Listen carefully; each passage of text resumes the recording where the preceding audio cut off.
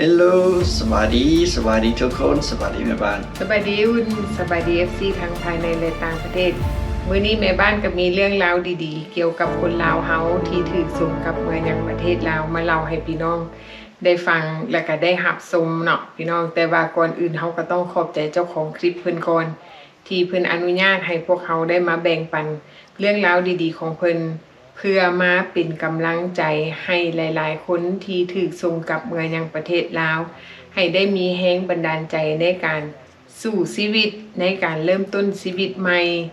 ชีวิตเฮาถูกส่งกลับเมืองยังประเทศลาวมันบ่ได้แม่นทางตันหรือว่ามันบ่ได้แม่นชีวิตเฮาบ่เหลือหยังแล้วแต่ว่าการถูกส่งกลับเมืองยังประเทศลาวมันก็ยังมีโอกาสดีๆเพื่อที่จะให้เฮาได้เรียนรู้สิ่งใหม่ๆเริ่มต้นสิ่งใหม่ๆเนาะเบิ่งคลิปนี้ไว้เป็นกำลังใจสำหรับคนใดที่กำลังท้อถอยในตอนนี้เนาะสำหรับคนใดที่มีแนวคิดที่ว่าเบิดทางออกและคิดสั้นเนาะคลิปนี้ทานเบิ่งแล้วมันอาจจะซอยได้หลายอย่างน้อยก็เฮ็ดให้เฮารู้สึกว่าชีวิตเฮามันยังมีอนาคตและมันก็ยังมีหลายๆสิ่งที่จะให้เฮาเฮ็ดแม่สำหรับคลิปนี้เราก็จะเว้าภาษาอังกฤษเนาะหลังจากนั้นเฮาก็สิมาแปลให้ทุกๆคนเว้าให้ฟังนะว่าเราเว้าเกี่ยวกับเรื่องใดแต่ก่อนอื่นเราเฮาก็สิพาทุกคนไปฟังเราชีวิตของเราไปฮอดประเทศลาวเนาะแม่น้องพี่น้องเฮามีคลิปมาให้ทุกคนได้รับชมเนาะเฮาไปเบิ่งคลิปแล้วก่อนเนาะแล้วแม่บ้านจะมาอธิบายว่าเราเว้าถึงเรื่องหยังสำหรับคนใดที่ฟังภาษาอังกฤษบ่เข้าใจเนาะแม่บ้านก็จะพยายามแปลเท่าที่แปลได้เนาะเพราะว่าแม่บ้านภาษาอังกฤษก็บ่แข็งแรงเนาะพี่น้องเนาะโอเคไปเบิ่งคลิปก่อน Hey guys, what's up? Yep, I'm over here in Ban Nong, Laos. In the rice field. Yeah. So I want to introduce myself a little bit. A lot of people have been asking me, how's it over here and this and that. I'm going to give you guys some information of my experience of being a returnee. Right? So, my name is Dam. I was born in Pak Se, 9 months. In Pak Se, then I went to a refugee camp. My parents took me to a refugee camp in Thailand. This is after the post-war, the secret war. It's supposed to be a Vietnam War, but I don't know why they bombed Laos. But anyways, so I was born in Pak Se, 9 months. I went to a refugee camp in Thailand and was raised in Milwaukee, Wisconsin. That's where we settled at. I did some unlawful things when I was a little kid. I went to prison and signed a deportation paper in 2010, I believe. Yeah, 2010. I'm on an order removal list since then. And now in 2025 is when I got arrested. Was living in Oklahoma at the time. Went to check in. Checked in October 29th. They told me to come back March. But the next morning, they knocked down my door and arrested me. Don't even know why they told me to come back and knock down my door the next morning. That's just how it is, I guess. So, I've been in a detention center in Oklahoma for about 5 months. I was waiting for my travel documents from Laos. They moved me around. Before I even came here, they took me to Louisiana, Texas, and now I'm here. So, upon arrival here, well, you know, when they put you on a plane, you are shackled up, handcuffs, legs shackled, waist and all. You're on a plane for like 30 hours. From El Paso, they had a stop at Alaska, stopped at Guam, 30 hours. You gotta use the bathroom. They won't take out your shackles. They won't take out your handcuffs. So you're gonna have to make do what you can. You gotta take a piss. You gotta piss with the handcuffs. Yep, that's how they do us. The funny thing is, they hire a third party for transportation, and only a few of them speak English. So expect that they don't know English at all. So 30 hours of flight. Alaska, Guam, and then Laos. There was about, I would say 70 Laos people in the plane with us. 70 Laos people and about 40 Cambodians.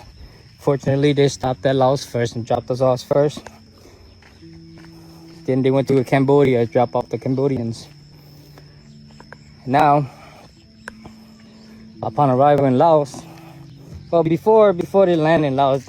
like 30 minutes before, they took off the shackles, took off the handcuffs, give us our property, and now we walk down the plane when they land. Upon arrival, you get the there's Laos ICE officers there. You gotta sign your name, give them the paperwork, and then they escort you to a compound. You live in a compound. I lived there for like 2 weeks. 2 weeks, so you gotta get a sponsor. You gotta get somebody to sponsor you out. If you don't have a sponsor, you're gonna have to stay there for a minute, maybe 3 weeks, maybe a month. I've seen somebody there that's been there for like 7 months. I guess they didn't want to leave. But if you don't have a sponsor, they will try to find you one. There's an organization that helps out. Thanks to there's freedom fighters. There's Laos Roots, the organization that help you out. Sometimes they give you care packages, shorts, underwear, shirts. But yeah, upon arrival, you go to the compound. They will take your phone. They will take all the money that you have with you, but they will keep it for you. They will confiscate it and hold it for you. You will get that in return. They will return it back to you once you leave the compound. Yeah. So once you leave the compound, after you get your sponsor, get all the paperwork done and everything, you leave the compound. You're still not a citizen in Laos yet. It would take you have to, once you get out, you have to check in every 3 months with the city or, Nei Muang. Okay. You have to check in Nei Muang, in the city or the province that you're at, or the village that you're at. Check in with the officers there every 3 months. And after a year, you will be able to get a card which will state you as a residency.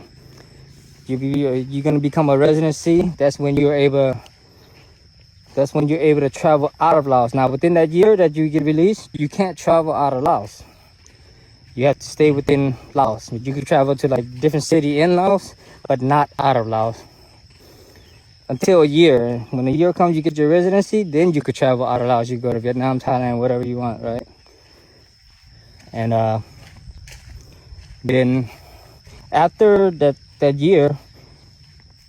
you're able to travel, whatever. You become a residency. You're not a citizen yet. You become a citizen after 2 years. Yeah, then that's when you become a citizen. Now, within that first year, you want to buy land or whatever, you could still buy land, put it under somebody else's name. You can't put it on your name. Now, but after that year is done, you can put it under your name. You can put anything under your name, really. And when you buy it, it's officially yours. They can't take it from you. That's the good thing about Laos here. It's not like US. They still could take shit from you. Over here, you get the paperwork and everything. That's all yours. Yep, and that's how it is in Laos. I'm over here. I'm living here, Ban Nok, like an hour and a half, 2 hours away from Pak Se, the city. I'm in the countryside. Living that original Laos life, the Ban Nok life. Yeah, I wanna check out my roots first. This is the village that my parents was born in. Parents and some of my brothers, some of my sisters was born here. And I just want to see how they're doing over here. The biggest factor that came to my mind upon arriving here, toilet. Out in the countryside, they have no toilet. You're going to be sitting like squatting, shitting, yeah. And they don't use toilet paper, so but they wash their ass with buckets of water in the bathroom. That's how they clean themselves, right? I guess it's more cleaner, more efficient, more eco-friendly, I suppose, instead of just using papers. But yeah, and the hardest part about this transition is probably leaving my kids, my wife and kids, my family over there. Yeah, that's the hardest part. But besides those two things that I complain about, it's pretty smooth over here. I decided to move over here in the countryside because it's a simple life. A simple, you know, you're living off the land, you want to eat, you want fish, you just go to the river and fish. You want vegetables, you grow it yourself. There's plenty of mango trees, plenty of fruit trees, guava trees, jackfruit trees here. Just go pick, and some people grow it in their yard and you just go ask them for it. They're pretty friendly here. And yeah, so that's just a summary of my life. If anybody has more questions, feel free to contact me. Yep. Well, so right now, just enjoy the view. I'm walking to one of the lands, one of my cousin's property. I'm going to one of my cousin's property.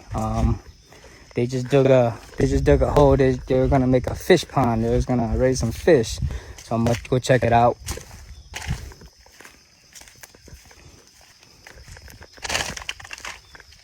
Yeah, it's pretty far away from the house. Trying to get some exercise in. Trying to lose some weight. Getting fat. Yeah, well, once I get there, I'll show you guys some more. Peace. ฝรั่งไทยหน้าบ่เป็น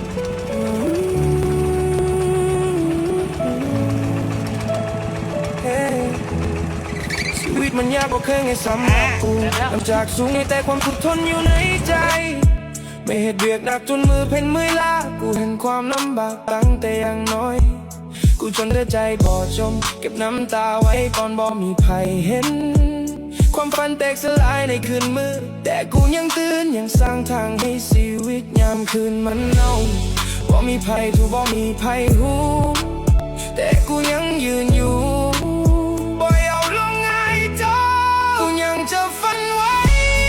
การฝันก็ยังเข้มแข็งกูยังยืนอยู่ถึงแม้ทุกอย่างปิดหวังกูยังลุกขึ้นด้านความเจ็บซ้ำบ่ยอมแพ้ ไทยหน้าแล้วไทยว่าไทยหน้ามันม่วนใช่แล้วหายตัวเดียวนึงเนื้อแตกบ่ได้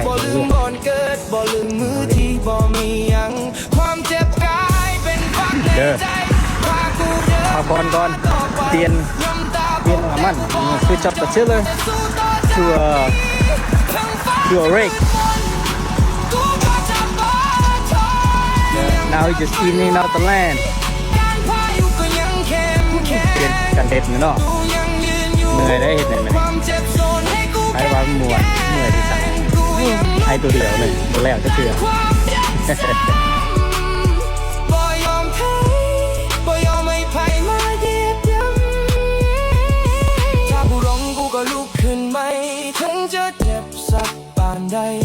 ชีวิตนี้บ่ง่ายแต่กูจะสู้ต่อไปกูเคยดำกูเคยพังแต่กูยังเติบใหใจกูบ่ยอมแพ้กูยังเจ็บพันไว้ด้านความเจ็บก็ยังเติบโตกูยังยืนอยู่หัวใจกูแข็งคือหินกูยังลุกขึ้นด้านความเจ็บซ้ำบ่ยอมแพ้กูจะบ่พังอีก So after we done chilling, you get these rice. it already oozed out already. So all we do is just take a handful, just sprinkle it. Sprinkle it onto the eel. Like that. Just sprinkle that shit.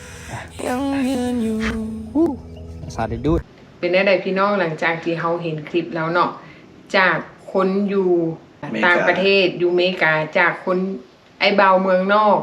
กลับไปอยู่เมืองลาวและจากมือที่ว่าพิมพ์แป้นคีย์บอร์ดในการเฮ็ดเวียกเฮ็ดงานหลังจากนั้นก็ไปจับคันไถอยู่ประเทศลาวขากะลุยตมเนาะถือว่าเราเป็นคนหนึ่งที่บ่ท้อถอยกับชีวิตเนาะเราสู้แล้วอีกอย่างหนึ่งข้อดีของเราก็คือเราได้กลับคืนเมืองยังประเทศบ้านเกิดและก็กลับคืนเมืองยังแผ่นดินเกิดและก็บ้านเกิดของเราเองเพราะว่าเราอยู่ปากเซแล้วก็เราว่าเราออกจากบ้านตั้งแต่เราอายุ9 เดือนแล้วหลังจากนั้นก็ไปอยู่ที่ศูนย์อพยพอยู่ที่ประเทศไทยเนาะแล้วหลังจากนั้นเราจึงมาย้ายอยู่อเมริกา อยู่วิสคอนซินมิลวอกกี้ แม่น บัดนั้นเราก็เลยว่าเราก็ถือเฮ็ดเดียวผิดกฎหมายอยู่ต่างประเทศเนาะแต่สมัยนั้นเราก็ยังอายุยังน้อยอยู่2010เราก็เลยถือเราก็เซ็นยอมรับว่าถือในประเทศกลับบ้านกับลาวนะปี2025เนาะเราก็เลยถือกันถือจับอีกถือจับอยู่โอคลาโฮมาเนาะที่เราง่ายมาอยู่โอคลาโฮมาตั้งถิ่นตั้งฐานอยู่กับโอคลาโฮมาแล้วก็มีครอบครัวอยู่รัฐโอคลาโฮมาเราก็ไปเช็คอินเราก็ไปเสนอตัวแล้วเราก็บอกว่าเราไปเช็คอินเดือน10เนาะแล้วก็พวกกันไอซ์ออฟฟิเซอร์เขาบอกว่าโอเคเจ้ากลับมาใหม่เจ้าเมื่อบ้านซะก่อนเจ้ากลับมาใหม่เดือน3ปีหน้าเนาะเราไปฮอดบ้านแล้วก็บอกมื้อตอนเช้า เขาเจ้ากับพวกไอซ์นี่เขาเจ้าก็ไปเคาะประตูเอาเราก็ว่าบ่ย้อนเหตุผลอีหยังปานนั้นบอกว่าเราเดือน3กลับมาเนาะเราก็ชื่อกันนะมอง Detention Center โอคลาโฮมา5 เดือนหลังจาก5 เดือนก็จะก็เรารอท่า